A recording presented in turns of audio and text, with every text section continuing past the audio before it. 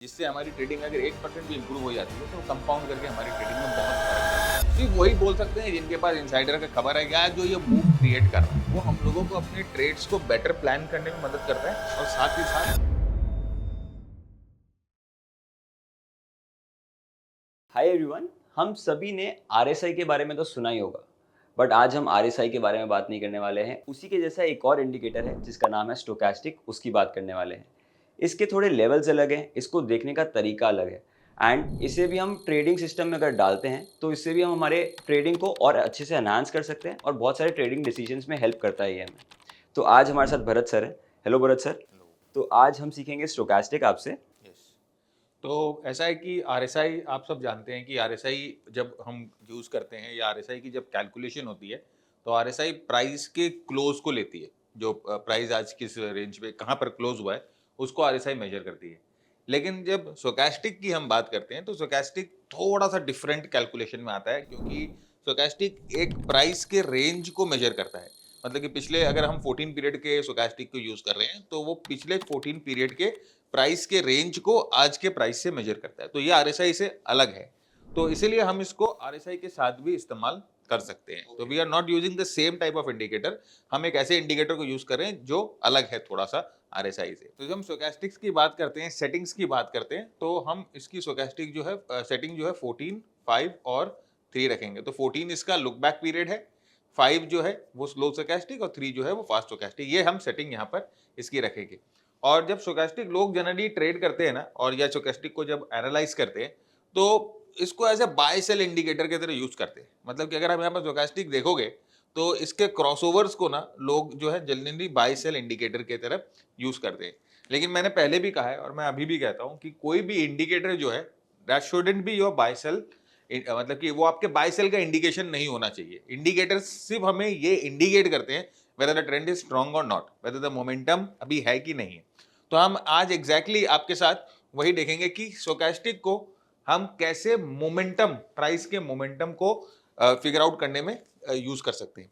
वही ओवरबॉट और ओवरसोल्ड का फंडा है, लेकिन थोड़ा सा अलग है, थोड़ा सा डिफरेंट है।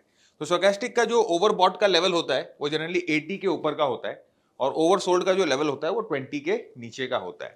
तो स्टोचैस्टिक को ओवरबॉट ओवरसोल्ड को हम इस तरह से रीड करेंगे जो हमें ट्रेंड जो है डिफरेंशिएटर का पता चल जाए। तो यहां पर आप देखो इसमें दो सिग्नल होते हैं ओवरबॉट और ओवरसोल्ड को रीड करने के, जो हमें बताते हैं कि यहां से ट्रेंड जो है वो चेंज हो सकता है। पहला जो होता है, एक होता है फास्ट मूव। फास्ट मूव का मतलब यहां पर अगर आप देखोगे कि ये जो स्टोचैस्टिक है 20 के नीचे थी, प्राइस जो है वो डाउन ट्रेंड में थी या प्राइस जो है करेक्ट हो रही थी, राइट। और स्टोचैस्टिक को ये जो करेक्शन है ये स्टोचैस्टिक को 20 के नीचे पुश कर देती है।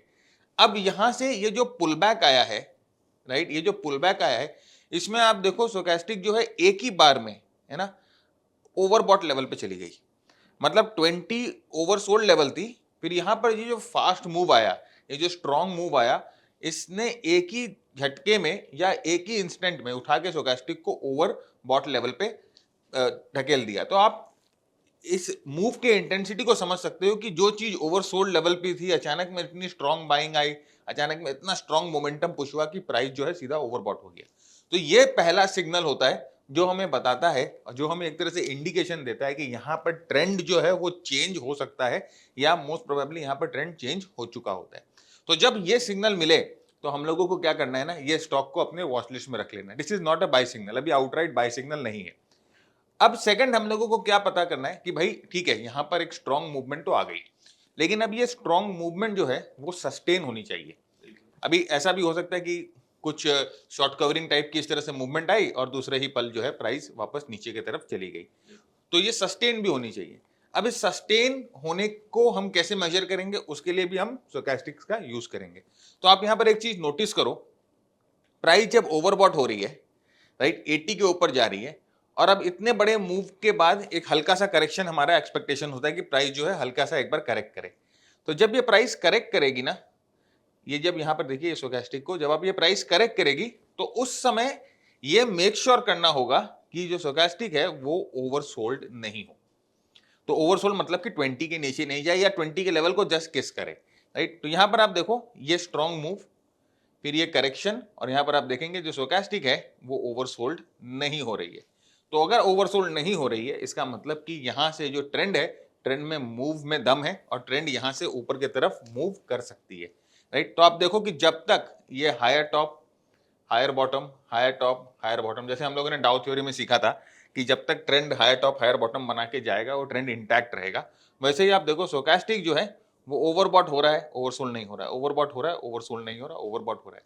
तो ये जो पूरा ट्रेंड है ये आपको स्टोचैस्टिक को देखकर भी एक तरह से कंफर्मेशन मिल जाएगा कि यहाँ पर मोमेंटम का ब्रेकडाउन नहीं हुआ है। तो अब यहाँ पर देखो कि ट्रेंड ट्रांजिशन कैसे हुआ, ट्रेंड कैसे चेंज हुआ, ये चीज आप देखो। यहाँ पर प्राइस एकदम ओवरबॉट हो रही थी और यहाँ पर भी देखो प्राइस ने नया हाई बनाया, राइट। तो ये मस्त है, कोई दिक्कत नहीं है। लेकिन अब यहाँ पर देखो कुछ ऐसा हुआ कि प्राइस नीचे गई और इस बार जब प्राइस नीचे आती है तो आप देखो स्टोचैस्टिक ने क्या किया, जो है 20 के लेवल्स। यहाँ पर देखिए प्राइस ने जब भी करेक्शन आई है स्टोचैस्टिक ने 20 के लेवल्स को होल्ड किया है, बट दिस टाइम इसने 20 के लेवल को ब्रेक कर दिया। तो ये 20 के लेवल को जब स्टोचैस्टिक ने ब्रेक कर दिया तो ये एक तरह से ये इंडिकेशन होता है कि यहाँ पर ट्रेंड चेंज हो सकता है, राइट। अभी भी कंफर्म नहीं है लेकिन हो सकता है। और यहाँ से जब पुल बैक आ रहा है तो देखिए यहाँ पर ये पुल बैक एक स्विंग बनाती है और यहाँ पर हम अपना एक रेजिस्टेंस लेवल ड्रॉ करेंगे। अब यहाँ पर देखिए प्राइस जब वापस ऊपर आ रही है तो ये जो है आप देखो 80 के लेवल को क्रॉस नहीं कर पा रही है। तो यहाँ पर ट्रेंड ने अपना कैरेक्टर चेंज कर लिया, यहाँ पर स्टोचैस्टिक ने अपना कैरेक्टर चेंज कर लिया और आप देखो यहाँ से जो प्राइस है वो करेक्शन होते जाएगी। तो यहाँ पर देखिए एक अटेम्प्ट हुआ था प्राइस ऊपर आने का, आप देख सकते हो यहाँ पर देयर वाज एन अटेम्प्ट कि प्राइस वापस रिकवर करे, लेकिन वो अटेम्प्ट वापस देखिए जो सेकेंडरी मोमेंट में वो नेगेट हो गया। जैसे मैंने आपको बताया ना कि यहाँ पर बहुत जरूरी है कि होल्ड करे। तो ये पुल बैक जो मूवमेंट आई थी इट वॉज नेगेटेड, तुरंत नेगेट हो गया था क्योंकि यहाँ से ट्रेंड जो है वो नीचे की तरफ कंटिन्यू करना था। तो ये जो ट्रेंड ट्रांजिशन जो हम लोगों ने देखा स्टोचैस्टिक को, पहले एक जिसे हम बोलते हैं लाउड मूव या एक स्ट्रॉन्ग मूव और उसके बाद दिस इज अ ट्रांजिशन। तो अब इसका फायदा कैसे उठाया जाए? हमने तो देख लिया कि ठीक है, ये तो समझ में आ गया कि थ्योरेटिकली हम देख रहे हैं कि हाँ ऐसा ऐसा ऐसा ऐसा हुआ है, लेकिन इसका फायदा उठाए तो कैसे? तो एक चीज देखिए, ये बहुत बहुत इंपॉर्टेंट है, अपने व्यूअर्स को भी समझना बहुत जरूरी है कि हमेशा ये जो फर्स्ट मूव होता है ना ये अपने पकड़ के बस में नहीं है, राइट। क्योंकि यहाँ पर ये घूमेगा या यहाँ पर ये रिकवर करेगा, नोबडी कैन टेल, राइट। सिर्फ वही बोल सकते हैं जिनके पास इनसाइडर का खबर है या जो ये मूव क्रिएट कर रहा है, राइट। तो एज अ आप और हम एक रिटेल ट्रेडर है, हमारे पास इंफॉर्मेशन जितनी इंफॉर्मेशन होती है जो हमें चार्ट से मिलती है और बाकी जो इंफॉर्मेशन हमें मिलती है वो ऑलरेडी प्राइस पे डिस्काउंटेड होती है। तो इस मूव को कैप्चर करने का हमारा कभी भी गोल होना नहीं चाहिए, राइट, क्योंकि this is the first move, okay. हमारा गोल होना चाहिए कि इसके बाद अगर ये स्ट्रॉन्ग मूव हुई है और ये स्ट्रॉन्ग मूव अगर एक सच्ची मूव है, ट्रू मूव है, तो इसके बाद हम ये एक्सपेक्ट करते हैं कि प्राइस जो है ट्रेंड कंटिन्यू करे। तो हमारा गोल होना चाहिए कि इसके बाद जो जितनी भी डिप्स आएगी we will try to place ourselves, उन डिप्स में हम अपने आप को प्लेस करेंगे। वैसे ही जब सेलिंग होती है ना, जब सेल होता है तो देखिए पहला जो डिप होता है, ये जो पहला स्ट्रॉन्ग मूव होता है जो मैंने बोला यहाँ से जो प्राइस सीधे ओवरबॉट से सीधे ओवरसोल्ड में चला गया, तो ये जो मूव है इसको आपको पकड़ने की कोशिश नहीं करनी चाहिए, राइट। बिकॉज ये पता नहीं चलता है हम लोगों को कि इस तरह की मूव आएगी। जब तक ये पुल बैक नहीं आएगा ना आप कभी भी पता नहीं कर पाओगे कि ये जो है ट्रेंड है जो चेंज हो गया, क्योंकि यहाँ पर जब पुल बैक आ रहा है ये नया हाई नहीं बना पा रहा है।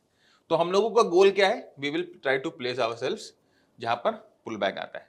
अब अगर पुल बैक में हम लोगों को अपने आप को प्लेस करना है तो इसके दो बेस्ट तरीके होते हैं, either we will use moving averages और either we will use the trend lines, right. तो हम मूविंग एवरेजेस को यूज करते हैं। अगर आप ये वीडियो अभी तक देख रहे हो देन आई एम श्योर आप भी ट्रेडिंग से पैसिव इनकम जनरेट करना चाहते हो। बट अगर आप कंफ्यूज हो कि कहाँ से शुरू करें then we have something for you. Mister Bharat Jhunjhunwala लेके आए हैं एक प्राइस एक्शन ट्रेडिंग कोर्स। यहाँ उन्होंने ट्रेंड लाइंस यूज करके सपोर्ट एंड रेजिस्टेंस ड्रॉ करना सिखाया है, कैंडलस्टिक्स और चार्ट पैटर्न्स को यूज करके ट्रेंड्स एनालाइज करना सिखाया है और साथ ही साथ इंडिकेटर्स को डिटेल में अप्लाई करना भी सिखाया है। तो आज ही इस कोर्स के लिए एनरोल करें। Now let's get back to the video. हाँ, तो हम अपने मूविंग एवरेज के सेट को लगाते हैं जो नॉर्मली हम यूज करते हैं 10 और 20 डे। तो ये 10 और 20 डे का मूविंग एवरेज हम लोगों ने प्लॉट कर दिया और ये जो ब्लू कलर की लाइन है वो 10 डे है और ये रेड कलर की या पिंक कलर की जो लाइन है वो 20 डे है। अब हम लोगों को कैसे इसको प्लेस करना है, एक चीज समझिएगा, जब ट्रेंड ऊपर के तरफ हो, राइट, तो जब प्राइस मूव करती है तो मूविंग एवरेजेस एक दूसरे से मूव हो जाती है, जब प्राइस रिट्रेस करती है तो मूविंग एवरेज एक दूसरे के करीब आ जाएगी, और प्राइस भी है जो मूविंग एवरेज के पास आ जाएंगे। तो ये मूविंग एवरेज एक्सपेंशन कॉन्ट्रैक्शन का एक फंडा है। जब ये पहला मूव आया ना, तो हमने आपसे क्या डिस्कशन किया कि पहले मूव को अपने को नहीं पकड़ना है। जब ये नीचे जाएगा और हम देखेंगे जब ये नीचे जा रहा है तो जो स्टोचैस्टिक है वो ओवरसोल्ड नहीं हो रही है। इसका मतलब कि यहाँ पर ये प्राइस जो है it may take a move up, यहाँ पर सपोर्ट लेके वापस ऊपर की तरफ जाए, क्योंकि यहाँ पर हम देख रहे हैं कि प्राइस ओवरसोल्ड नहीं हो रही। तो मतलब कि बेचते समय जब यहाँ पर जो सेलिंग आ रही है इसमें कोई स्ट्रॉन्ग मोमेंटम नहीं है, राइट, लोगों का बेचने में इंटरेस्ट नहीं है। तो जैसे ही हम लोगों को ये पता चलेगा कि प्राइस यहाँ से घूम रही है और प्राइस ओवरसोल्ड नहीं हुई, we will get ready to trade. अब यहाँ पर ट्रेड करने के लिए रेडी कैसे होना है? अब यहाँ पर आप अपना देखिए एक rounding bottom type of formation बन रहा है, ठीक है, या cup and handle type of formation बन रहा है। तो जहां पर भी कंसोलिडेशन होता है वहां पर हम लोगों को ये चीज देखना है कि प्राइस के पास, राइट, मूविंग एवरेजेस के पास हो रहा है। सेकेंडली यहाँ पर कोई प्राइस पैटर्न बन रहा है, यहाँ पर ब्रेकआउट कैंडल बन रहे हैं, साथ ही साथ ये ओवरसोल्ड नहीं हो रहा है। सर जैसा हमने डाउ थियरी में पढ़ा था, एक ये सपोर्ट भी लेवल भी दिख जी रहा है उसका। बिल्कुल, यहाँ पर देखिए एसआर फ्लिप जिसे हम बोलते हैं, ये एसआर फ्लिप लेवल भी है। तो जिन लोगों ने भी, हमारी एक प्लेलिस्ट है जिसमें हमने पूरा डाउ थियरी समझाया, कैंडलस्टिक समझाया, तो उसके बारे में अगर आपको और जानना है तो उसकी पूरी प्लेलिस्ट है हमारे चैनल पे, जो आप इस वीडियो के बाद जाकर देख सकते हैं। जी, तो ये देखिए यहाँ पर हम अपने आप को इस स्टोचैस्टिक के मदद से और प्राइस एक्शन के मदद से हम प्लेस कर सकते हैं। अब बहुत व्यूअर्स ये भी पूछेंगे या कि अगर हम ये प्राइस एक्शन पे ही देख सकते हैं तो हम स्टोचैस्टिक क्यों यूज करें, राइट? बहुत ऑब्वियस सा क्वेश्चन आएगा कि अगर हम इसको अगर हमें मूविंग एवरेजेस ही यूज करने हैं, अगर हमें प्राइस एक्शन ही यूज करना है, तो why we are using stochastic? हम तो इसको मूविंग एवरेज में भी देख के कर सकते थे। यहाँ पर स्टोचैस्टिक हम लोगों ने क्यों यूज किया? हम लोगों ने स्टोचैस्टिक योग किया कि स्टोचैस्टिक हमें मोमेंटम के बारे में बता रहा है। ये बता रहा है कि पुल बैक जो है ये कमजोर पुल बैक है, तो यहाँ पर ट्रेड लेने का जो कन्विक्शन है वो थोड़ा सा बेटर हो जाता है, राइट? अगर आप नहीं यूज करना चाहते हैं बेशक मत यूज करिए, लेकिन इतने सारी रिसर्चेस हुई हैं, इतने सारे इंडिकेटर्स बने हैं, तो they have some value, right? इनकी प्रोबेबिलिटी है कुछ।